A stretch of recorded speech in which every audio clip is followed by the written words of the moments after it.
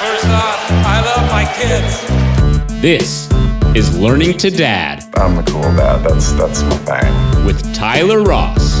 What I do have are a very particular set of skills. I'm gonna have fun, and you're gonna have fun.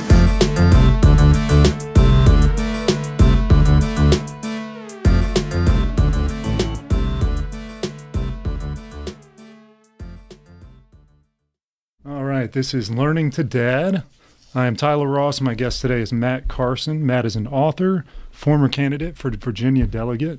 He was arrested at West Virginia University, where he gained some notoriety for publicly busting up the then school president for his anti-keg and anti-partying rules. He was featured alongside Cooter from Dukes of Hazzard in the Men of Rappahannock partially nude calendar that was put together to raise money for the county school athletic program. He's a founder of Big Teams, a web development company for high school athletic programs, founder of Carson and Machete, a custom blazer company, founder of SiteWorks, a web and software development company, on the board of the Middleburg Film Festival, and one of my personal favorites, he's the co-founder of Outsider Labs, a think tank with multiple projects going on, including riothouse.com, a site that hosts debates ranging from politics and sports to health and entertainment, and even a line of cocoon jewelry.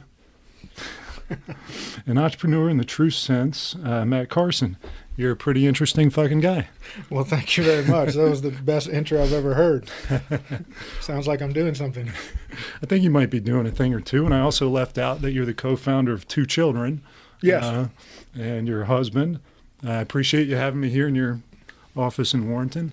The point of being here is really taking somebody like yourself, someone that I perceive to be, you know, a high achiever, somebody with a willingness to put yourself out there, somebody that's an entrepreneur, and trying to couple that with what it's like to be a parent and how those things cross-pollinate each other. And I just wanted to talk fatherhood with you and parenting. So the first thing that I'll ask you, just to get started, you just got back from a huge family road trip. Tell me a little bit about that. Yeah, we took 3 weeks. I took 3 weeks off work for the first time in my life to take that much time off consecutively. And we drove out west and stayed at 11 national parks, 24 days on the road, 7,000 miles. And I wanted to do it for several reasons. One is to show the kids just how big this country is. Yeah. And how different it is. And they quickly grasped that concept that virtually every day it looks like a different planet. You know, you go from Yellowstone to Arches to Moab. You know, these places are just so different than Virginia or Florida or pretty much anything on the East Coast. And plus just the experience of appreciating the national parks, the natural beauty. We banned iPads or technology for 3 weeks. Yeah. And just had an incredible time. Yeah, and so to contrast that with any other vacation that you've gone on, was this the most kind of in-depth, kind of personal growth type of vacation versus anything else? That's a good point. It absolutely was. For me and the kids. I've driven cross-country several times in my 20s, and when you do something with your kids, you are almost doing it all over again. Yeah. Because like I've seen Old Faithful, I've seen the Rockies many times, you know. Yeah. You do it with kids, they are just blown away. I mean, to them it's, you know, magical. Yeah. So you're re-experiencing that. And then the other big thing, I told them ahead of the trip, I said there's only 2 rules. One is no whining, and 2 is if you tell me you're bored, I'm going to say good. Because being bored is good for your brain. Yeah. It forces you to just, you know, let your mind wander. Mm-hmm. So I was trying to really get that concept across to them. Yeah. That, you know, when you're in a car for 8 hours through Kansas, flat, you are going to be bored. Yeah. And that is good for your brain. It's brain food in a way. So did you see them kind of evolve and change over the course of that 3 weeks and all of those experiences, and their desire to have the iPads or their desire to not be bored or to be constantly stimulated? Did you perceive some kind of meditative overlay or anything in them as you were on that trip? I absolutely did. After day 2, they quit talking about iPads. In 2 days? In just 2 days. I got them just blank notepads with pens. Yeah. So if you're bored, you can draw, sketch, doodle, journal, whatever you want to do. And they quickly adapted to getting enjoyment out of that. Yeah. The thing that made me really proud was we didn't stay in a hotel that many nights. Most nights we were camping. The nights we were in a hotel, they complained that they weren't camping. No kidding. So I said, okay, I've done my job. So compare that to kind of the lifestyle you live on a day-to-day basis. You live in the country, right? And, you know, have some acreage. And, I mean, do the kids spend much time outside as it is now? Well, first, how old are your kids? My daughter's 11 and my son is 7. Okay, so they're in a generation that's seeking screen time. Absolutely. Yeah. So do you try to pare that down at home? And what do you do to do that if you do? Yeah, I treat the iPads like a TV. Mm-hmm. You know, growing up, we could only have so much TV time. Yeah. I do the same with an iPad. You know, I think it's good. There's good things that come from the iPad, but we don't need to be on it all the time. I would rather them. This is a funny husband-wife discussion, but I'm in favor of stitches and bruises and cuts and the occasional broken bone. Probably have a couple yourself. Exactly. Yeah. You know, it's weird to say you're in favor of that, but the way you get those is because you're living a little bit dangerously. You're climbing trees. You're running across rocks. You know what I mean? I think it's a natural tendency, especially for my wife and most wives, from what I understand, to say, be careful. Yeah. You know, whoa, you're running too fast, you know, down the whatever. I do the opposite. Yeah. Unless they're trying to wrestle an alligator, I stay out of it. Yeah. You know? Yeah. And I think a couple of things. One is it teaches that pain isn't the end of the world. Mm-hmm. You know what I mean? Yeah. You're going to get cut up. Like I told someone, pain's supposed to hurt. You know what I mean? Yeah. But it eventually goes away, and I think you become a little better for it each time you. But at the same time, I don't want to raise children that are skittish and afraid of challenging themselves physically and professionally. And so to create some context here, we live in Fauquier County, Virginia. You live in Culpeper County? Right on the border of Fauquier, Culpeper. And yeah. so we live right in town. We live on basically a postage stamp lot, and I'm desperately trying to get my family out on at least more land, if not further into the country. Do you feel like that's an advantage to your kids to be grown up in the country versus being in the town of Warrenton or in even a big city like New York or D.C. or anywhere else? Yeah, I think there's advantages to all of them and disadvantages too. We live on the Hazel River, and you know you can't see neighbors from our house, and there's a lot of natural trouble to get into. I mean that in a good way. But one downside is you don't have neighbors, and for kids, meeting on the street, playing basketball with we don't have that. Yeah. So there's advantages and disadvantages to both. Like in order for kids to come over, you have to arrange that. Mm-hmm. It has to be planned because you got to drive, all the way out. So did you grow up in the same way that they're growing up now? Do you think that influenced your decision to create an environment in which they grew up, that you were content with the way you did it or discontent and created a life kind of based on your experience? Probably. Yeah, that is how I grew up for the most part. We had a creek, getting muddy, climbing trees. I mean, growing up in the 80s and previous generations, our parents didn't have to battle with Snapchat and Musical.ly and iPads. Atari got boring after a while. So, Yeah. We naturally were, I think, physical. Because you had to be, to play outside, play with friends. You were doing that stuff. So I really want that and also just a relationship with nature. Yeah. I don't want them to fear nature. I want them to, enjoy it and be comfortable with it and all the things I enjoy, fishing, floating. So for me, nature is kind of a place where I kind of get grounded again and kind of unwind all of the, wrapping around the axle that the day-to-day grind can create. And do you kind of see your kids react that way in nature as well? Like coming from school, I mean, at 7 and 11, it's hard to think of them having real problems, but they have true emotions and they have true relationships and things that are very, very real, do you think that retreat back from school or, events enhances their well-being? I think it does. Yeah, having that outlet. I put in trails through the woods. They have a tree house. I think it does. Plus, I got them every nature book imaginable with bug, bird identification, all that stuff, picture books, because I want them to appreciate, these things. Do you see a contrast with your kids and your kids' friends that grow up in a more kind of urban environment and the way they, either behave or treat other people or the issues that concern them as kids?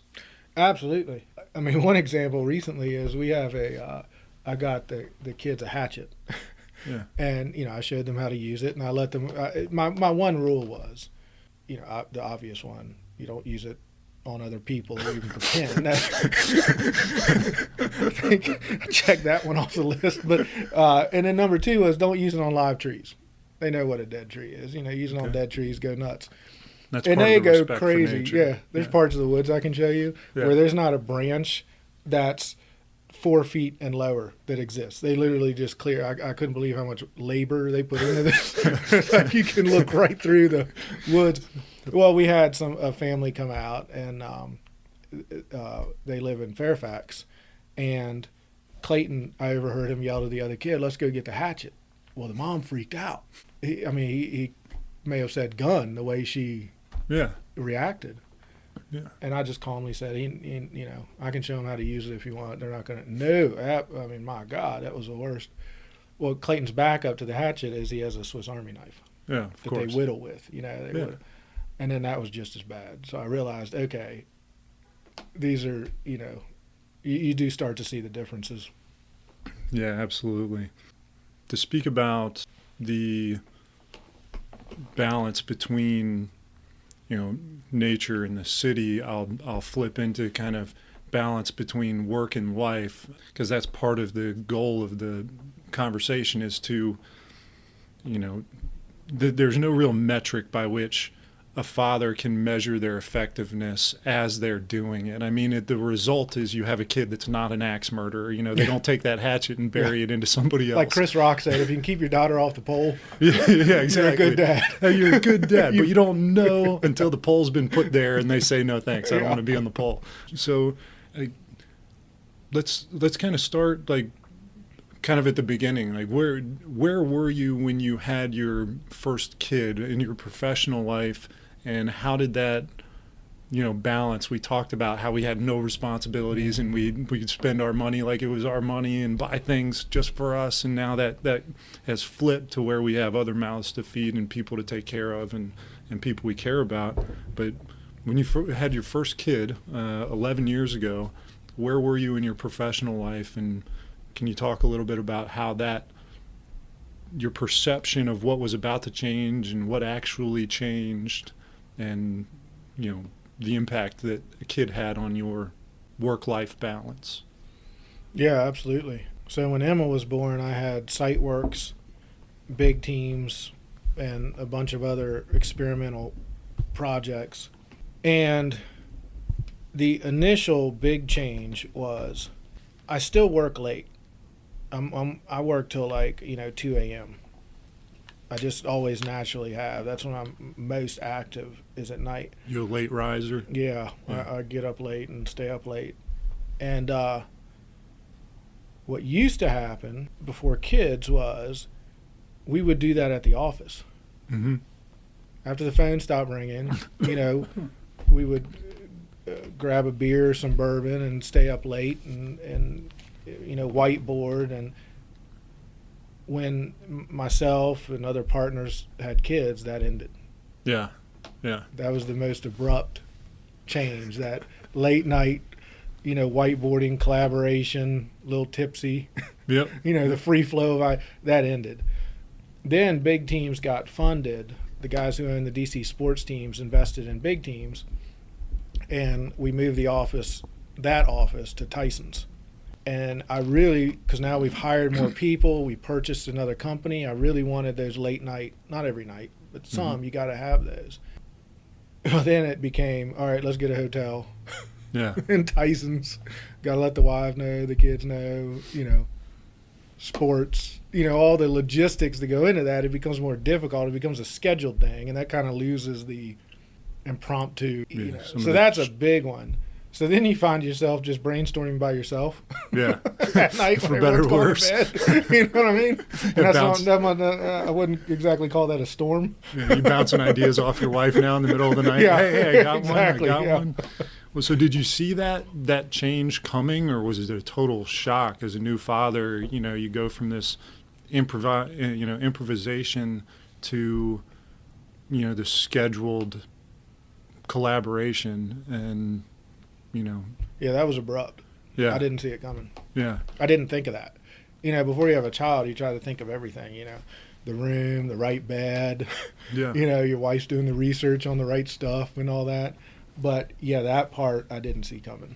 So, So it sounds like the improvisation or the ability to be a little bit more freewheeling prior to a kid, and then having a kid kind of leads to maybe routines. Do you find what are any pros or cons associated with new routines and scheduling things versus being more kind of seat of your pants, professionally or familially? Yeah, I think I've noticed I've become more efficient, and that's out of force. Yeah. Yeah. And because there is no alternative. Right. You either become absentee or you become more efficient in your work. So are there any particular efficiencies that you've kind of put into practice since being a parent that has proved particularly effective for you that another parent might say, hey, I can apply that to my life. I'm about to have a kid. Now that, Matt's shared this with me and others, I hear, that my life is going to be less kind of fluid and more rigid. Like any ideas that you can share that have kind of hacked your efficiencies? One big one is communication. So it used to be that I would reply to emails all day, all night, and write emails all day and all night. Now what I've done is I have I use OneNote, Microsoft OneNote, on my phone and my computer. It all syncs. And as I think of things, I can also paste images into it. So I'll use that as my notepad anytime. As far as email goes, I reply to emails twice a day. Yeah, they call that batching, right? Batching. Yeah. In the morning and in the evening, and that's it. And you don't find any change in as far as people's expectation of you? I absolutely have. Yeah. But for better or worse? They can deal with it. Yeah. Yeah, you got to have some peace. Yeah, and people are going to get used to it. Yeah, they're forced to get used to it. How long have you been practicing that? Quite a while. Now, there are breaks in the rule. Sure. Obvious. Certain things you just have to force to happen. I'm trying to put batching in my phone calls and my emails to effect. I'm finding it a difficult thing to acclimate myself to because I'm so used to just responding on the fly all the time, always having your phone, always having your computer. Yeah. But you can waste an entire day just staring at your inbox and exactly getting pinged and pinging back. And when you don't have kids and you have all the time in the world, you're not dividing your time, then that is an option. I think afterwards you start to, like we talked about, you have to become more efficient. And I think also you become and this also comes with age. I think it's a mixture of age and experience and having kids. Is you become more efficient with your decision making, more efficient with your tasks, and better at deciding what ideas to chase and which one to let fall away. Yeah, definitely. Do you find that kind of spilling over with your kids to some extent, like creating efficiencies with your relationships with them, routines or habits that have formed based around your home schedule and your work schedule and creating balance, and like you find that you have kind of these set in stone things that always get done at always the same time? I don't with the kids, and I have to constantly force myself to say yes. To your kids? Yeah. Well, I'll give you an example. Like the other night, I taught them chess. Yeah. And so, Clayton wants to play chess. Great. Yes, that's an easy yes. Done. Mm-hmm. The third game he wants to play, you're like, in a row. You know what I mean? Yeah. You're like, now, granted, games of chess with a kid don't take that long. Yeah, but 7-year-old. Still, You're not one of the parents that lets your kid win. No, I do not let them win at anything. And so by the third game, you're like, okay, I got some things to do. So you're kind of forcing your brain to say, shut up. Yeah. Really? What's another 30 minutes? Yeah. You know? It means so much to the kids. Yeah. And they're getting better each time. And, so that, or throwing the baseball. I love throwing the baseball with them, playing basketball with them, whatever. But after a while, that part of your brain kind of automatically kicks in and says, okay, we got stuff to do. So what do you do to keep that in check? Like, do you have any, do you meditate, or do you have any, kind of mantras you say to yourself, or anything that kind of helps you shut your brain off to its desire to just kind of spin out of control so you can be more present with your kids? I have tried meditation 1,000 times in 1,000 different ways. Yeah. On my bookshelf, I probably have 30 books on meditation. I've downloaded podcasts on it. I've gone to gurus and sat down and done. Really? Yeah. I just believe that, and the pros would disagree with me because meditation should work for. I don't think it's for me. I don't, and it's not from a lack of trying. I think what works for me is literally just brute force. Yeah. Just brute force that when, you have a thought that your brain's chasing, you just brute force say, shut up. Yeah. You know what I mean? Or if I'm playing with the kids and 50% of you after, the second hour is still really enjoying it, and the other 50% says, hey, we got stuff to do, you just shut it up. Yeah. Shut up. That We'll get to almost sounds like its own form of meditation. It might be. It may be, but that's the only thing that works for me is just brute force. Yeah. That's funny. You've got, going back into routines, do you have routines with your kids? Like when they brush their teeth every night, or first thing in the morning you wake up and they wake up and you guys watch Sports Center together, or anything that is kind of frequently happening? No, I'm not a routine guy. Yeah? My wife is. She's big on routine and the importance of routine with kids, but no, I'm more of a by the seat of your pants type. So it sounds like you've managed to maintain that seat of your pants kind of approach, despite the impact having kids does, but in the same breath you've enacted a couple of, I'll call them hacks to try to create some efficiencies now that you have, less time available to apply to your work. So I'll flip right back to this question here. Is there anything, particularly silly that you do with your kids? Absolutely. Yeah, absolutely. I mean, we all do the wrestle with them. I kind of flow with their imagination. You know what I mean? When they come up with a game, or you're walking in the woods, they'll pretend they spotted an animal, and you get them to describe it to you. Then I'll get them to draw it, and then you get wrapped up in that, and you almost remember what a real imagination was like. Pablo Picasso said, "We're all born artists. We just forget how." Yeah. And I firmly believe that that's the truth. So that's another thing having kids do. You got to re-see the world through their eyes, which we still have somewhere in our brain. It's just been beaten out of us through, kind of the institution of the world. But that's one. And then the other thing you reminded me of that's really had a big effect is I've started involving them in things I'm doing. And it hit me when they were talking to me about what their friends' dads do. Yeah. Okay? And they literally looked at me and said, "What do you do?" I was like, oh, wow.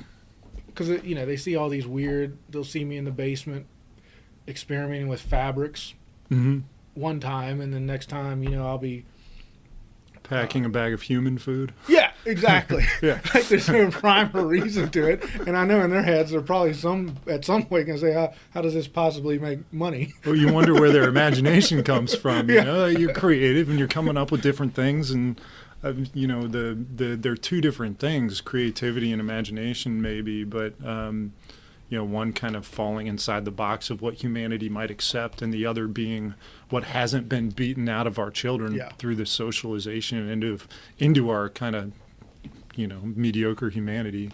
But as far as the imagination and participating with that in your kids, is that something you're still actively allowing yourself to do, or is that something that came naturally, or is that something you have to consciously be aware of and, tell your brain, shut up, I'm doing this? Yeah, absolutely. I have to consciously be aware of it. Like if I'm working on a project, and if it's not interesting to them, it's not. I don't force it, but I'll let them in on what's going on, like with the blazer project.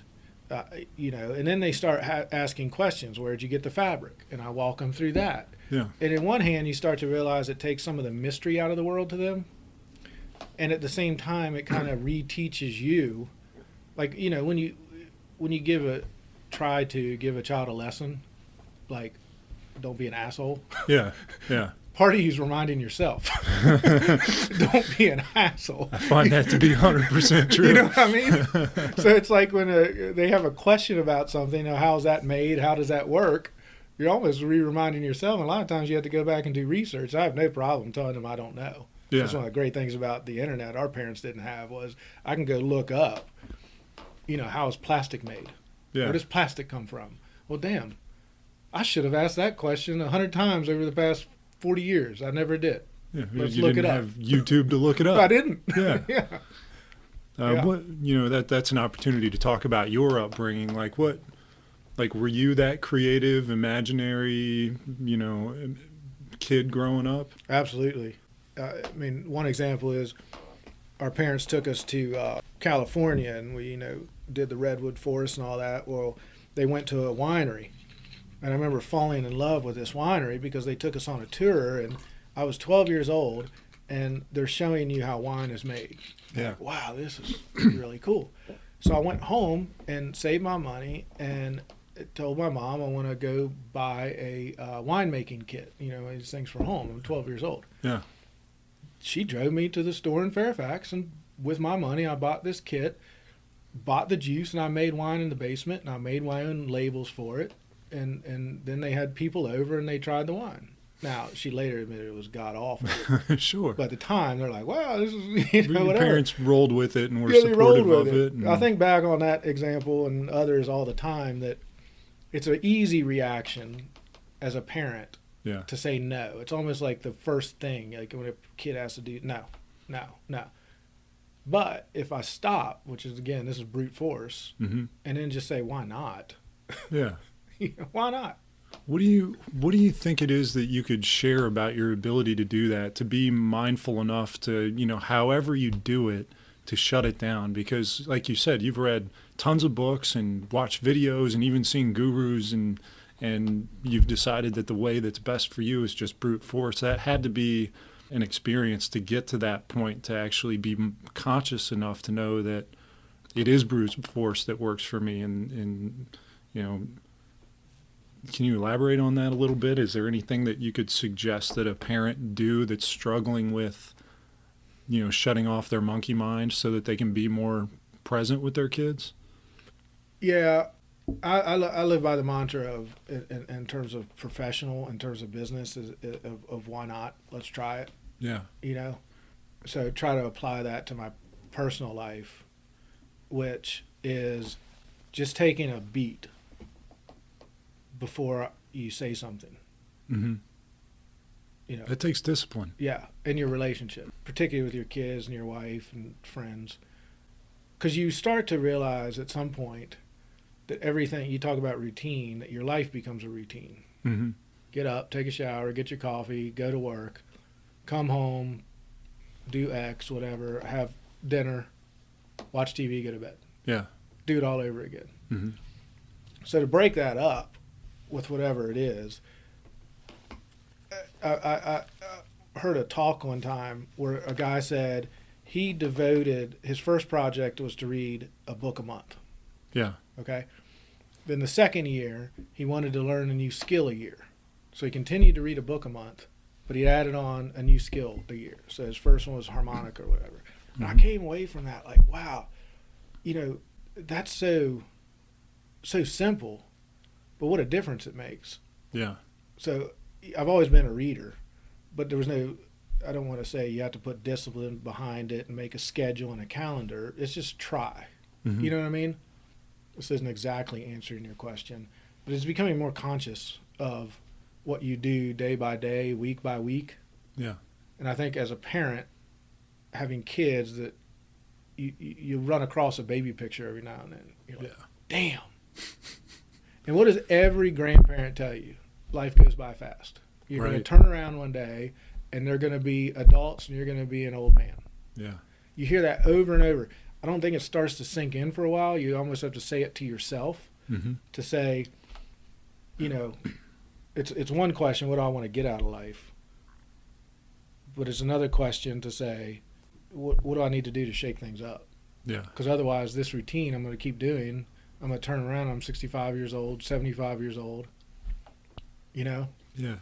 Yeah, Jesse Itzler from Marquee Jets, and he talks about his life resume all the time. An interesting person to listen to. Yeah, Living with a Seal. Yeah, exactly. David Goggins, awesome dude. But he talks about a routine constantly, and then how routine is great, but it can become a rut.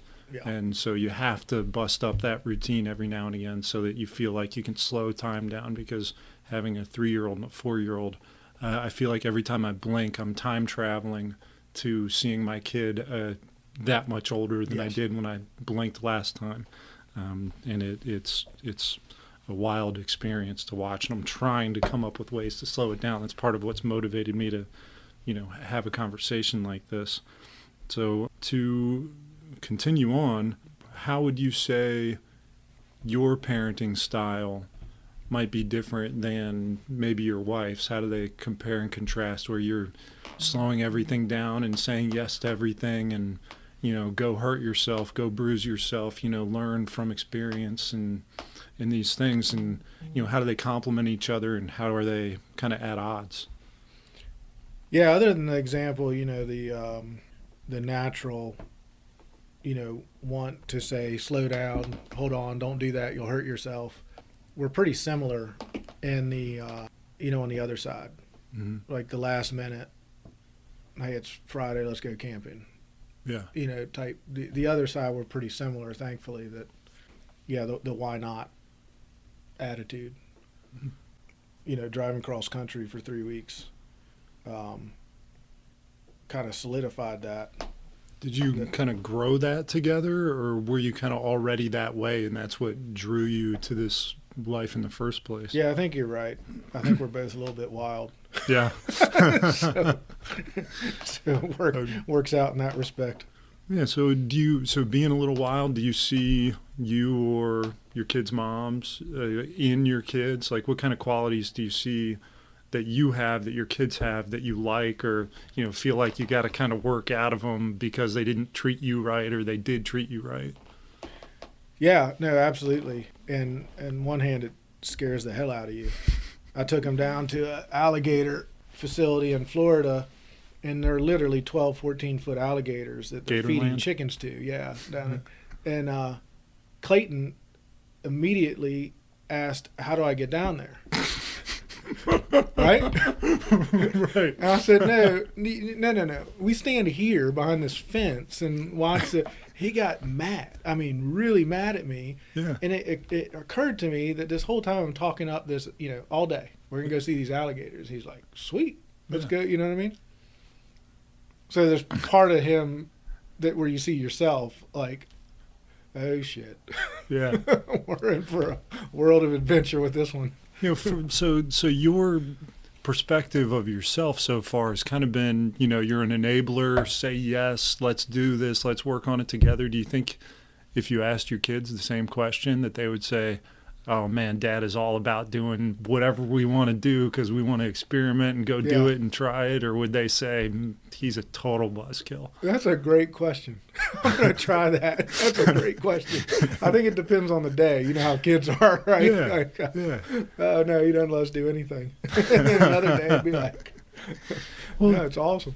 It's a great opportunity to ask you about punishment. There's certainly times that they did something that you would have done that that you got punished for. And can you talk about maybe the way that you were punished by your parents for doing something, and if you were punished at all, and the way that might have influenced how you punish your kids, if punish is even the right word? Maybe it's teach them something versus punishing them. Yeah, what I try to do is the kind of try that again thing. Mm-hmm. Like, for instance, lesson 1 in life: don't be an asshole. Mm-hmm. Life becomes a lot easier if you're not an asshole. But when they're being an asshole, then I try hey, let's try that again, buddy. Yeah. You know what I mean? That doesn't work. Yeah. I try that. And then the easy go-to is you take things away. Yeah. Every parent does. Yeah. You take things away, But then some kids are just tough, and that doesn't have an effect, You embarrassed by anything you've tried to do to punish your kids? Oh, wow, that's a good one. Embarrassed. I'll have to think on that one. Or like wish you hadn't done it, or... Yeah, actually, yeah. So... when you pull your car in a parking lot and the kids just swing the doors open. Yeah. And you try to look, there's a car, whatever. Clayton just was mad and swung the door open and nailed another car. Yeah. And I instantly reacted. There was no thought behind it. Yeah, no beat that you talked about. Yeah. Yeah. I mean, I really yelled, Yeah. And then he starts tearing up, and then you're like, oh shit. Yeah. So I just had to talk with him, like, look, buddy, I'm sorry. That was just a reaction. But I've told you 100 times, like, just now you see what happened. There's a dent in this car, so I write a note and put it on the windshield wiper. Mm-hmm. And then the dude called like 2 days later. Yeah. And Clayton was there, thankfully, so he heard my side, of the conversation. And the dude was cool. He's like, man, it's an old truck. I'm not worried about it. Thanks for the note. But anyway, it's like a moment like that you do want to show the kids you do the right thing. Yeah. But yeah, the reaction was bad. I think everyone does that at times, and you just have to kind of remind yourself, like, chill out. They did not do that on purpose. Yeah. They're a kid. Yeah. So it kind of comes down to that a lot. It's like, bite your tongue. They're a kid. But they're capable of so much more than we give them credit for, I think. I find a lot of what I do is convincing myself to just get out of the way and let them do stuff. But to stay on that topic, do you have any like vivid memories of being punished yourself? Like anything that impacted you as a kid that your parents did that you went, wow, I was really out of line and I can't believe they behaved that way, or you had a regular reaction to the way that they tried to discipline you or, kind of control your behavior? Yeah, other than, the standard wait till your dad gets home, which that is kind of the worst, I think, because then you're mulling it over. Yeah. You know what I mean? It's not that when dad gets home, anything awful happens, but that time period in between that moment, it's like, oh, shit. enough to dissuade you to do it again. Exactly. Yeah. Those words are like, yeah. Yeah. Oh, gosh. So what are some... Real quick, on the flip side, yeah. Heather called me not too long ago. I can't even remember what Clayton did, but she said, I told him, wait till your dad comes home. Right? So then now I'm on the other side of this, and I'm like, well, shit. What am I supposed to do? Whatever she said didn't even sound that bad to me. But it's like, well, damn. Now the pressure's on me to perform. Sometimes you have to like conjure anger or a reason to discipline your kids because you're looking at your wife going, I have no problem with this. What they did was just fine. Yeah. I don't care that they dumped out all the flour into the dishwasher, whatever. And then you're going through all this because you're like, well, if I don't say something, then that wait till your dad gets home is going to have no meaning next time. Because it'll be like, my dad got home and nothing happened. Yeah, it's funny being on the other side of that. Oh, gosh. So disciplining your kid, I feel like the intent behind it is to, kind of direct their behavior. To make them a decent human. Don't be an asshole. Yeah.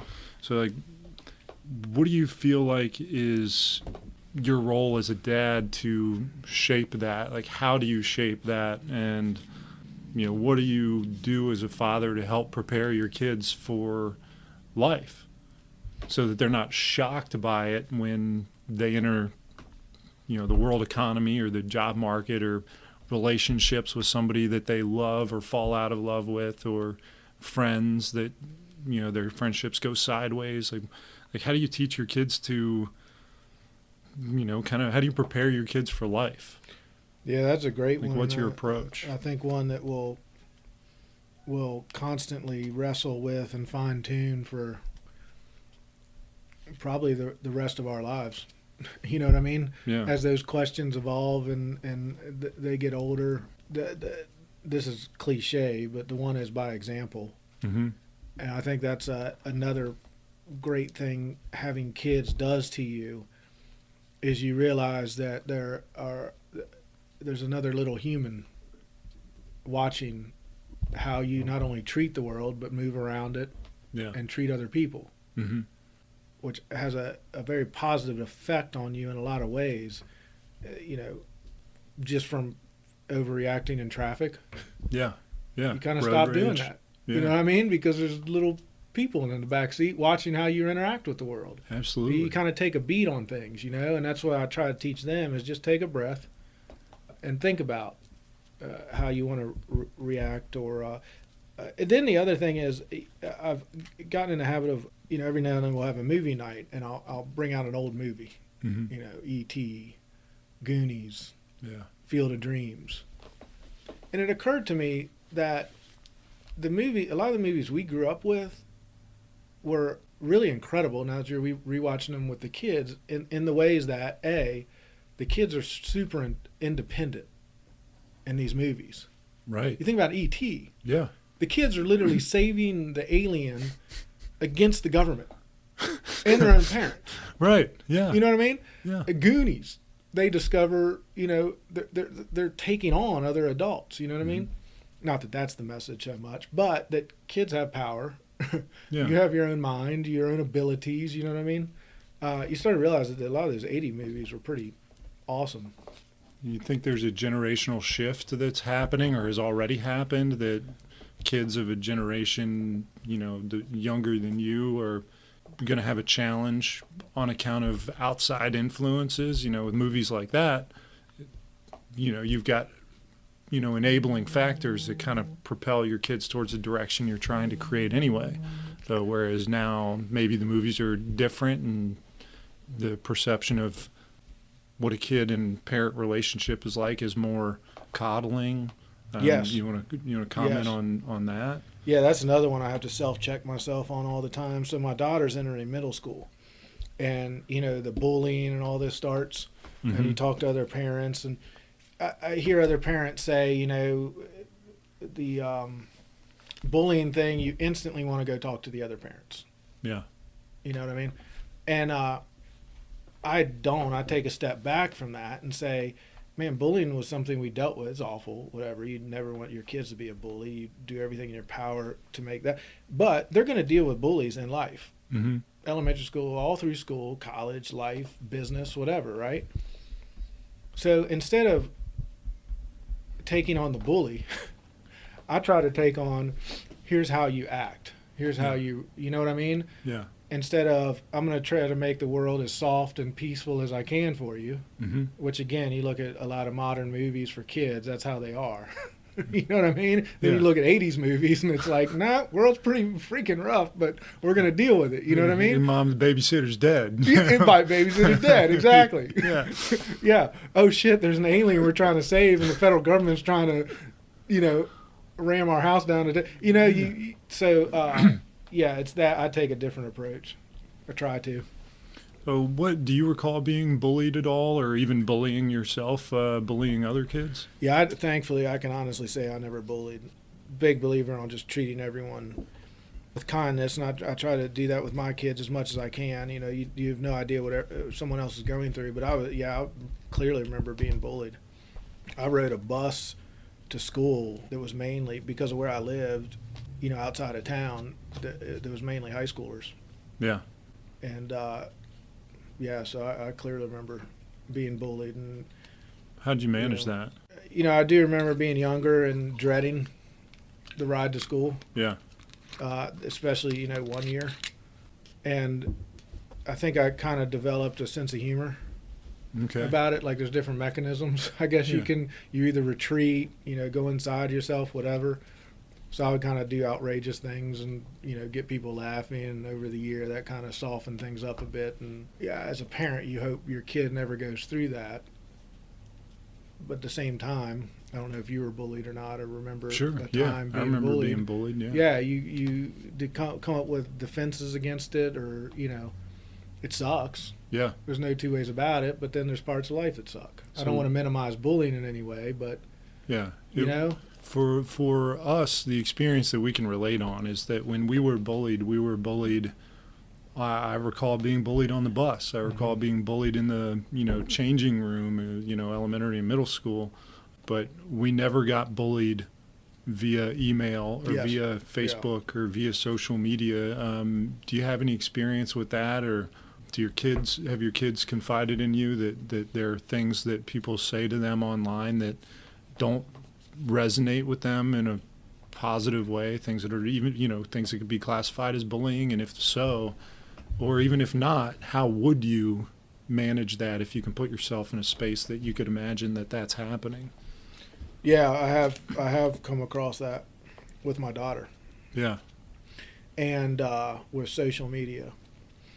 And the way I handled it, whether it was right or wrong, I don't know, but I just said, look, here's the deal. Not everyone's going to like you. Mm-hmm. That's just a fact of life. We need to stop this idea that everyone needs to like you. You know what I mean? There are assholes out there. Yeah. And the best thing you can do is just avoid them. First off, don't get involved in this conversation. Mm-hmm. It's not going to go anywhere positive. I can promise you that. There's not a lot I know in this world. Yeah. But like Mark Twain said, when you argue with an idiot, they drag you down to their level and beat you with experience. Okay? There's one thing I know, you're not gonna win there. So do you feel like that's kind of absorbed into your daughter's mind, and she's kind of managed the experience in a productive way? I think it has. I think she's those conversations of when you talk to your kids, you never know what it's going to take and what's not. But I think that one did, because she realized with her other friends that continue in that world, it's not ending well, and then they end up complaining to her about it. Well, she's already ejected herself from those conversations and that environment, and I think she's learning quickly in the real world that you're not going to fix it. Do you feel like you've cultivated an environment of trust with your kids where they come to you when they are experiencing things, or do you feel like they might be trying to manage experiences on their own? And if so, how do you feel about that? Are you proud of them that they're trying to take something on yourself, or do you feel like you're left out because you feel like you have value to add? Yeah, I think it's a mixture of both. I think I have, and I try to constantly cultivate that environment where they can come to me with anything. The story of I'm sure we've all heard it. This guy was on the radio for a while who told his daughter that she could call him anytime. She doesn't want her getting in a car with somebody who's drinking, or when she's been drinking. I don't care where you are. I don't care what time of night it is. You call me, I will come get you. There will be no questions asked. I remember hearing this, and I was like, that's brilliant, right? Yeah. And then he said the first time it happened, it was 3 a.m., and she was over 2 hours away. And he gets the call, and he's like, well, shit. Well, of course, he puts his pants on and drives 2 hours away, whatever. And he said it was the most quiet 2-hour ride home. They didn't say a word. He said he kept his word. Yeah. Never brought it up again, never got mad at her, but neither said anything to each other that 2-hour ride home. And looking back on it, he was like, that was the greatest thing he could have, done. I'm not having that conversation with him yet, thankfully, but I try to have that type of conversation. It does not matter what it is. And then I made the mistake one time of saying, you wouldn't believe the shit I've been through. Then they're like what? And I go, crap. Now I got to come up with an example. But yeah, I try to. But I know it's just a fact of life that there are other things they're dealing with, I'm sure, that they keep to themselves and deal with it on their own. At the same time, you're proud of that, and you just hope they do it well. So being proud of that, Are there any milestones that you've experienced as a father that you're particularly proud of? Anything that, you didn't expect of yourself, where you kind of exceeded your own expectations and said, if I could just tap into that more, or do that more, or I feel like the way I just behaved or the way I didn't behave, this is a moment in my kid's life that I feel like it just made a positive impact on. Yeah, one is, I think a benefit of this area and a lot of areas is there are all kinds of people with all kinds of backgrounds and all kind of economic situations, right? Mm-hmm. So, they went to school the same way we went to school, with wealthy, middle class, and families not doing well financially. Yeah. And if you can accept all of that and be comfortable with all types of people and relate to all types of people and enjoy all types of people, then I think you're going to have a pretty good life. So the area we live in does a good job of that. Yeah. For us, but I think we have to. There are conversations that have come up mm-hmm. with, one family they had a play date with. The family has, a broken down car in the driveway. They don't have doors in their house. It's literally curtains over the doors, and they had a birthday party for their daughter. Yeah. And it was very simple. There wasn't, but they've also been to our house for birthday parties. And my daughter had a conversation with me about that they don't have much. Yeah. There's a good opportunity to have that discussion about that. Hey, that doesn't matter. Mm-hmm. They're happy. They're a family. They have a roof over their head. What they have or don't have doesn't matter. And for her to really understand that was like, okay, great. Like that's an important one. Yeah. There are conversations you almost forget to have with your kids, mm-hmm. But yeah, things like that. Yeah, that's an important one to have. I'd like to ask you about education, just to totally shift gears here for a second. How do you, in a world of accelerating change where things are, take a computer science degree, you're being a web developer, among other things, you can appreciate the idea that the things that you might have learned in school, probably 99% of them don't apply to what you do anymore, despite being in the same field. Mm-hmm. What are the things that kind of go through your head when you're thinking about your 7-year-old and 11-year-old and education, public or private education, college?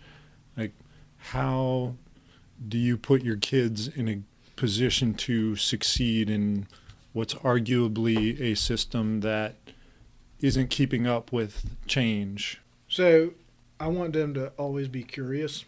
Mm-hmm. I think that's the biggest secret. As long as you're always curious and willing to learn. I read a thesis in college called the Philo Farnsworth Principle. Philo Farnsworth invented the television. He lived on a farm in the Midwest. No indication that he had any technical abilities. Yeah. Had no education, engineering, none of this. And he invents the TV literally in his barn. Yeah. Okay? Mm-hmm. The patent and all that got in. It was later stolen by RCA. That's a long story, but no one knows the name Philo Farnsworth. Sure. That's why I call it the Philo Farnsworth Principle. Yeah. Same thing applies to the Wright brothers. Right. Right? Yeah. Again, bike shop. No engineering degree. They weren't professors. Didn't go to college. Who would think that they would solve flight that for 1,000 years man has tried to? Who would think that these two would do that?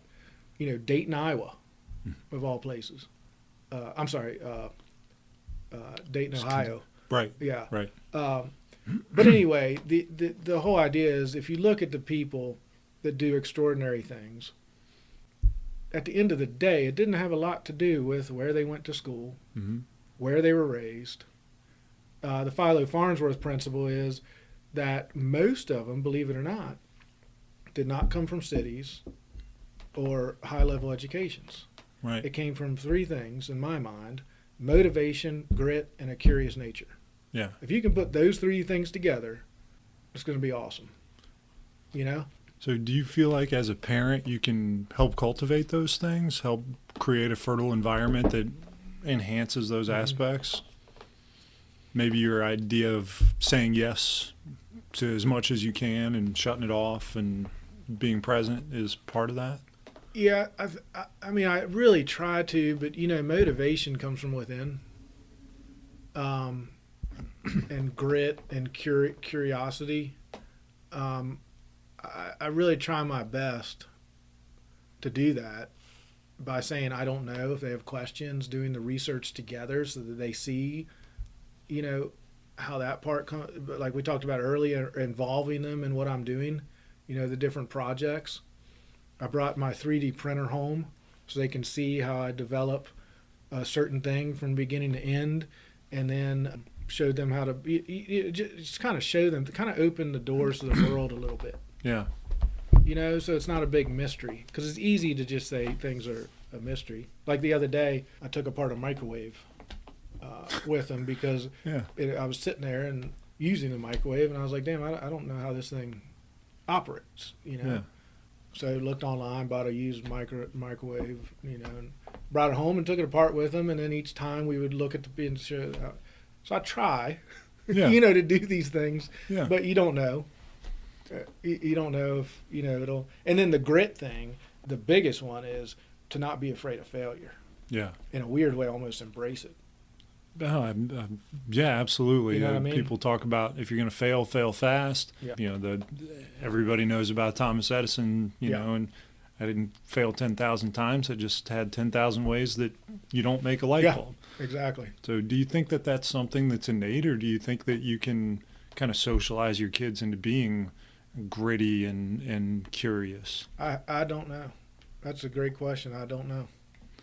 I don't know, because, you know, you look at these people that I mean, you can pick an example out of a hat and then go read the biography and try to take clues from it. Like, you know, Philo Farnsworth's dad, for instance, he was a farmer.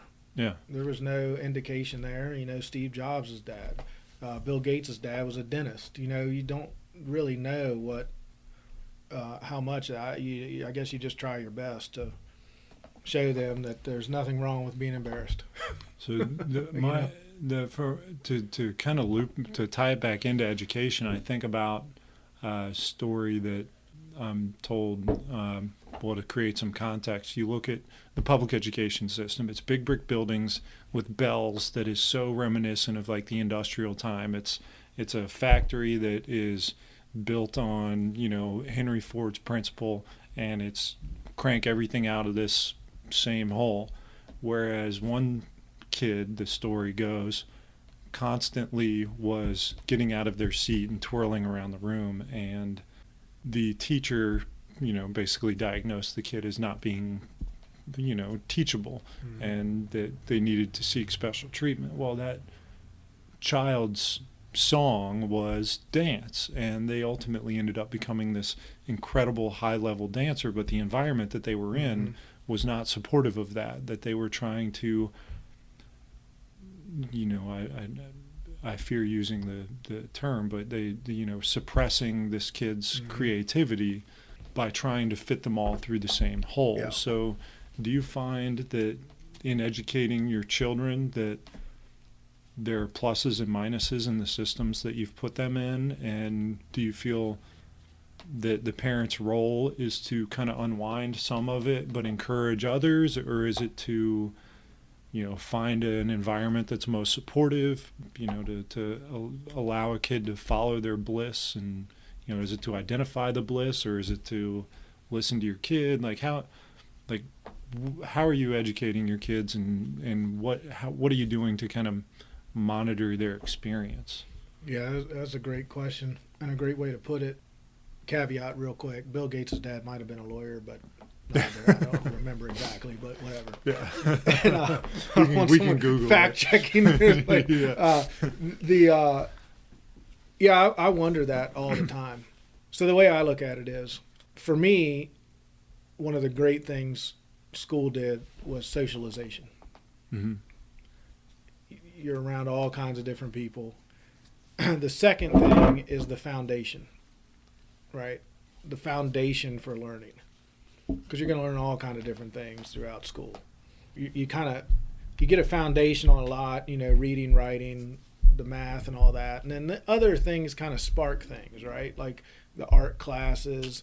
And plus, they are around all kinds of teachers with all kinds of different backgrounds and all kinds of interests. So we all have the teacher that could care less. Sure. You know what I mean? They're there to, watch the clock until the day ends, whatever. But then you have the teachers that are curious and passionate. You know what I mean? I think it takes all kinds, and that kind of gives a rounded foundation for them. And then as far as the sparks, my goal is to encourage them to follow that, whatever it is. And it could be multiple things, but, You have to be very aware of what they're doing because they might not verbalize that to you. Mm-hmm. All right, so I'm going to jump into, I'm not going to call it a lightning round yet, but we'll have some quick ones. So the first thing, is there anything on your not to-do list as a father? I can't think of anything. Like you mean like activity-wise? Yeah, things, do like in the sense of, the way you treat your kid or the way you react to your child or, if another parent is listening, what is something that you would say as a dad, don't ever do this? Oh, boy. I can't think of anything off the top of my head. I'll noodle on that for a second. Fair enough. What kind of father do you want to be remembered as by your children? Involved. I think that's a wonderful answer. Is there a TV dad that you like? Well, before recently, I would have said Bill Cosby. Well, he can still a good TV dad, I guess. He was a good TV dad. Yeah. And what's the one, the show with Michael J. Fox? Was that Family Ties?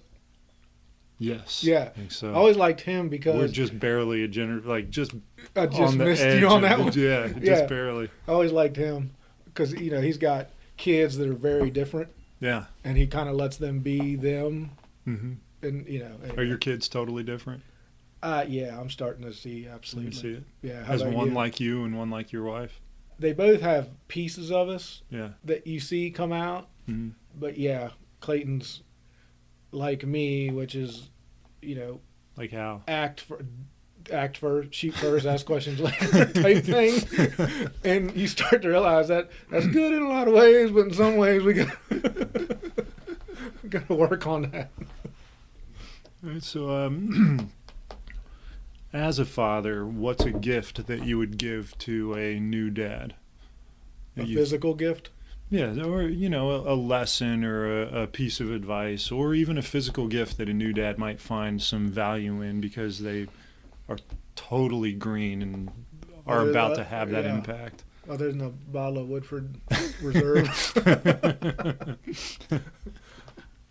If money was no object, this is going to sound a little bit cheesy, but a good wide chair. Yeah. We all should and, read to our children, Mm-hmm. Look things up with them, whatever. I don't mean a couch, but if you have a comfortable chair with arms that's wide, Yeah. then the kids can sit on either end. Mm-hmm. They can sit up on the arm, however they want to do, lean against you. That I have one of those, and that's one of the great, I think, more time spent in that one place than any other single. That's just wonderful. So in the event that this recording lasts forever, can you think of something that you feel like your kids, you'd like to say to them that would make them a good parent, a good husband, a good brother, a good person? Yeah, other than the big one, just take a beat before you react or speak. That's the big one I keep reminding myself of. And then the other one is let them be kids. Awesome. What are 2 or 3 things that you think would make up a super dad?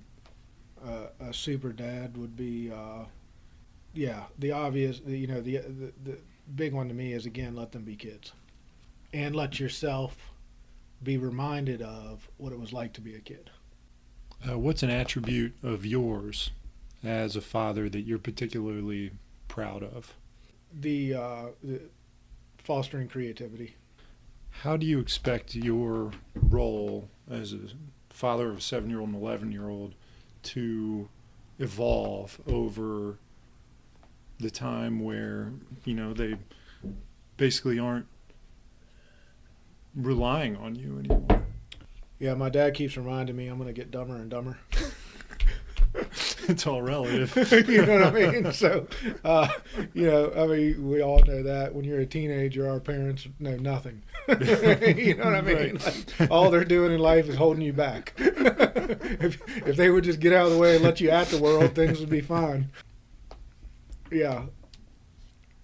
Okay, so I know that didn't answer the question, but I know it's going to evolve, and it scares me because I'm just going to get dumber and dumber. And again, they're going to see me as the guy that is holding them back. That's the thing I hear a lot of parents say is the hardest thing is knowing how much rope to give them. yeah, That's the thing you will constantly wrestle with until they're out of the house. And I can see that, especially when they get their own cars, when they're driving. Because now you can have those conversations with your parents and other parents and know that they were scared to death every time you left the house in the car. yeah, You know? absolutely, 100%. That's the part but you have to. It's the same, you had to let them go and give them rope. But damn. There's definitely there's a disconnect between people who have kids and people who don't have kids. There's a level on which you just cannot relate anymore to a person that doesn't have children. And that's a great example of one that a non-parent might say, they're 16, they can drive, they're responsible, whatever. Do you think you'll ever not be scared to death Exactly. with your kids? No. Yeah. No. Yeah. Exactly. No. What's the greatest hope you have for your children? I heard John Lennon had a class project, which was to go home. He was in elementary school, go home and write down what you want to be when you grow up. And he went back to school and wrote down one word on the piece of paper, which was happy. And the teacher gave him a failing grade and said, you don't understand the assignment. And he said, you don't understand life. It's amazing. To me, it's just simple. Just be happy. Now, I know you're not always going to be happy. There's going to be shit days, but find a profession, a place to live, a partner that makes you happy.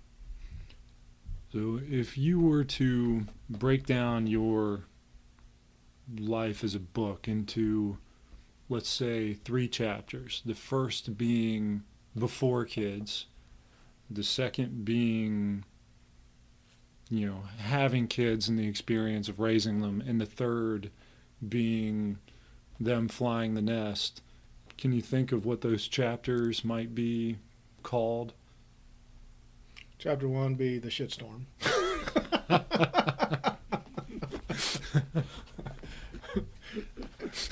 Chapter 2 would be take a seat. and 3 would be hopefully hang on.